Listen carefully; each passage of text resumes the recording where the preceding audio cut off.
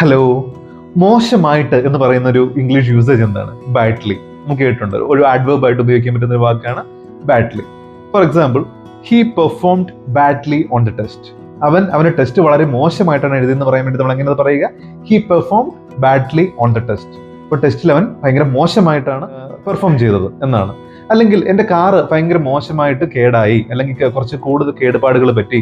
My car was badly damaged. My car was badly damaged എന്ന് നമുക്ക് പറയാം. അപ്പം എൻ്റെ കാറിന് കുറച്ചധികം കൂടുതൽ പരിക്കുകൾ പറ്റി, അല്ലെങ്കിൽ കുറച്ച് മോശമായിട്ടുള്ള കാര്യങ്ങൾ സംഭവിച്ചു എന്നാണ് നമ്മൾ പറയുന്നത്. ഒരു അൺപ്ലസന്റ് മീനിങ്ങിലാണ് ഈ ബാഡ്ലി ഉപയോഗിക്കുന്നത്. ഓക്കെ, അതുപോലെ തന്നെ നമുക്ക് ഈ ബാഡ്ലി ഉപയോഗിക്കുന്ന വേറൊരു രീതിയുണ്ട്. അത് നോർമലി അക്സെപ്റ്റ്, അതിനേക്കാളും ബെറ്റർ വേസ് ഉണ്ട്. എന്നാലും പലരും പറയുന്ന രീതിയാണ് ഐ മിസ് യു ബാഡ്ലി. ഞാൻ വളരെ മിസ് ചെയ്യുന്നു എന്നാണ് എൻ്റെ അർത്ഥം. ഇവിടെ ബാഡ്ലിയുടെ അർത്ഥം അൺപ്ലസന്റ് എന്നോ ബാഡ് എന്നോ അല്ല, ഒരുപാട്, ഒരു ഇന്റൻസോടെ കൂടി, ഒരുപാട്, വളരെയധികം എന്നൊരർത്ഥമാണ്. ഐ മിസ് യു ബാഡ്ലി എന്ന് പറഞ്ഞാൽ ഞാൻ നിന്നെ ഒരുപാട് മിസ് ചെയ്യുന്നതാണ്. So I miss you badly. Okay, അപ്പൊ ഇങ്ങനെ ഒരു യൂസേജും ഈ ബാഡ്ലിക്ക് വരുന്നുണ്ട്. She badly needs A job.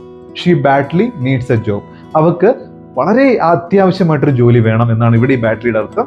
അപ്പം ഇങ്ങനെ ഒരു യൂസേജും കൂടെ ഈ ബാഡ്ലിക്കുണ്ട്, നമ്മൾ ശ്രദ്ധിക്കാറില്ല. ബട്ട് നമുക്കിത് പറയാൻ വേണ്ടി വേറെ ബെറ്റർ വേസ് ഉണ്ട്. But people use this too. Okay. Anyway, see you in the next video tomorrow with a new content. Till then, bye bye.